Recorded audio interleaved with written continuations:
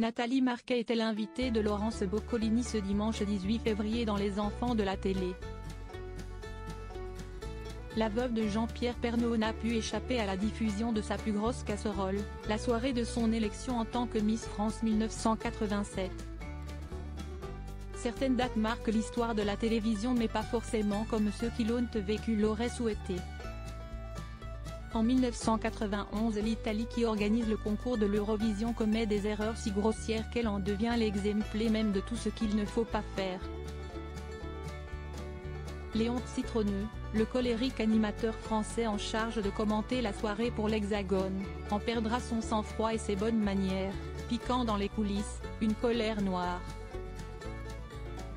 Il n'est pas le seul à avoir vécu telle expérience. Guy Lux, l'un de ses complices d'Interville, a connu lui aussi une soirée des plus cauchemardesques, le mercredi 31 décembre 1986 entre 22h et 1h du matin.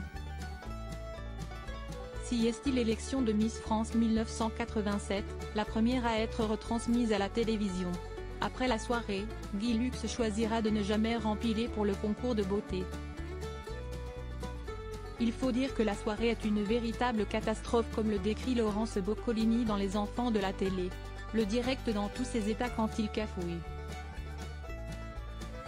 Entre autres moments cultes, celui où Céleste Prior, la voix off de la cérémonie, se mélange les pinceaux entre les différentes candidates, confondant leur classement final avec les numéros attribués aux dauphines. Une séquence longue de 6 minutes qui fait plonger Guy Lux dans une colère noire. « Oh là là, dans quel pétrin vous êtes en train de nous mettre mon cher ?» s'était énervé Guy Lux. Vous êtes perdu alors qu'on vous a ramené un vote à 5 candidates pour pas que vous vous trompiez, si est quand même assez grave. Pendant ce temps-là, on voit Geneviève de Fontenay en fond de plateau, se désespérer devant ce qui s'annonce comme une véritable Bérésina, elle fait des moulinets impuissants avec les bras. Les écharpes de dauphine sont redistribuées dans une ambiance fin de monde. Ils étaient assis au niveau de nos fesses.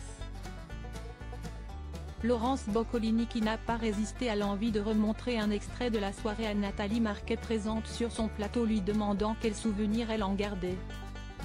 « Quelle horreur !»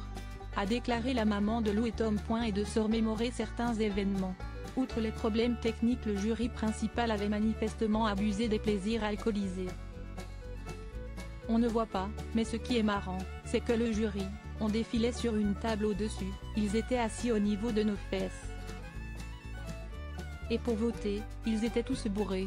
Et ils votaient avec une rose, donc c'était très comique, a-t-elle affirmé avant de préciser que les membres du jury célébraient le nouvel an. À minuit c'était terminé, a-t-elle révélé d'un geste de la main malicieux.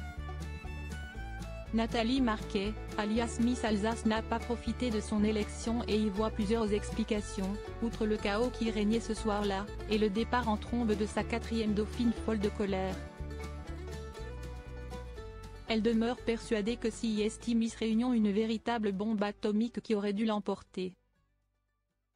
Ce titre lui a pourtant offert la chance de sa vie. 14 ans après avoir été couronnée, elle est revenue célébrer la Miss de l'année 2000, s'asseyant pour assister au spectacle aux côtés d'un certain Jean-Pierre Pernaut. La suite de l'histoire est connue de tous.